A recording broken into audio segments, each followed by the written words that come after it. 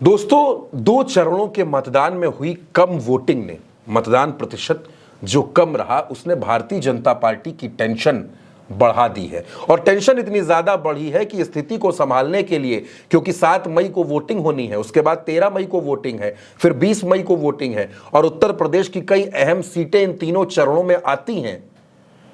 इस स्थिति को संभालने के लिए कोई और नहीं, गृह मंत्री अमित शाह को खुद लखनऊ आना पड़ा। लखनऊ में आकर वो लगातार मीटिंग कर रहे हैं। अमित शाह ने गुरुवार को भी लंबी लंबी मीटिंगें ली और शुक्रवार को भी उनके कई कार्यक्रम पार्टी के तमाम पदाधिकारियों और नेताओं के साथ लगे हैं। अमित शाह ने कार्यकर्ताओं और नेताओं से कहा कि आप लोगों के अंदर उत्साह की कमी आ गई है, इस उत्साह को बढ़ाइए और वोटर्स को घरों से निकालकर बूथ तक ले जाइए। ये टेंशन क्यों है? ये टेंशन इस वजह से है क्योंकि नरेंद्र मोदी को तीसरी बार दिल्ली की कुर्सी पर बिठाना है। ये टेंशन इसलिए है क्योंकि मोदी जी ने 400 पार का नारा दे दिया है और अगर उत्तर प्रदेश ने झटका दे दिया, अगर उत्तर प्रदेश ने सीटें छीन ली तो यह सपना चकनाचूर हो सकता है। और दोस्तों, इसीलिए बीजेपी के तमाम नेताओं की रैलियां, जनसभा, रोड शो स्थगित कर दिए गए और पहला काम यह रखा गया कि अमित शाह के साथ मीटिंग की जाए और यह समझा जाए कि आखिर ये स्थितियां क्यों बन रही हैं। अब अमित शाह उत्तर प्रदेश को बारीकी से समझते हैं। क्यों? क्योंकि 2014 के लोकसभा चुनाव के पहले ही नरेंद्र मोदी ने अमित शाह को ही लखनऊ भेजा था। दोस्तों, यूपी की जिम्मेदारी अमित शाह को दी गई थी और उसके बाद बीजेपी यहां जिस तरीके से जीती, लेकिन अब अमित शाह दौड़े दौड़े लखनऊ आए हैं ताकि ये जो वोटिंग परसेंटेज इशारा कर रहा है, ये जो कम मतदान प्रतिशत बता रहा है कि भारतीय जनता पार्टी की हालत उत्तर प्रदेश में पतली हो गई है। भारतीय जनता पार्टी उत्तर प्रदेश में पिछले दोनों चरणों में वो चीजें, वो परिणाम अचीव नहीं कर पा रही है जिसका टारगेट रखा गया था, यानी अपने टारगेट से वो 2 ही चरणों में पिछड़ गई है। तो इस स्थिति को संभालने के लिए अमित शाह लखनऊ आए, तमाम पदाधिकारियों से, नेताओं से मुलाकात की और यह फीडबैक लिया कि आखिर दिक्कत कहां पर आ रही है।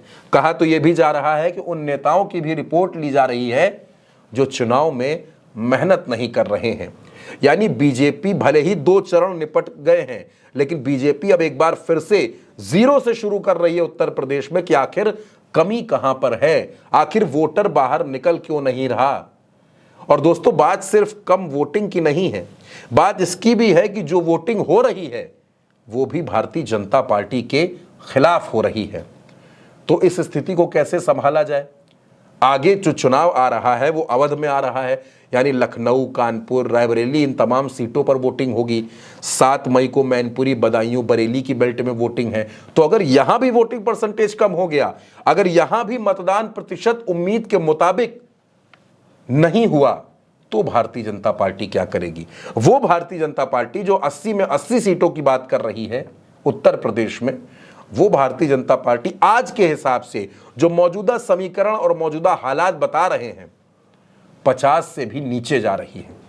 और दोस्तों, अगर वो नीचे गई, क्योंकि 2014 में 73 सीटें, 2019 में 64 के आसपास अटक गई और ये सिर्फ बीजेपी की सीटें नहीं है, पूरे एनडीए की सीटें हैं, यानी गठबंधन की सीटें। अगर बीजेपी की सीटों की बात करूं तो बीजेपी तो 2019 में 62 सीटों पर ही सिमट गई थी और अगर उसमें से 10-12 सीटें भी कम हो गई तो ये तो बहुत बड़ा डेंट होगा नरेंद्र मोदी के 400 पार के मिशन को।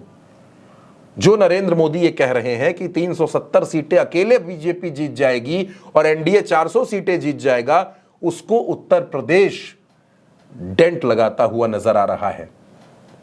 और यही वजह है कि भारतीय जनता पार्टी उत्तर प्रदेश में बुरी तरीके से फंसी है और इसलिए नरेंद्र मोदी ने अमित शाह को लखनऊ भेजा ताकि स्थिति को थोड़ा बहुत काबू में किया जा सके, हालात संभाले जा सके। लेकिन दोस्तों, 2 चरण के जो वोटिंग परसेंटेज है, जो मतदान है और जो जनता का मूड है, वो ये बता रहा है कि भारतीय जनता पार्टी की हालत उत्तर प्रदेश में ठीक नहीं है।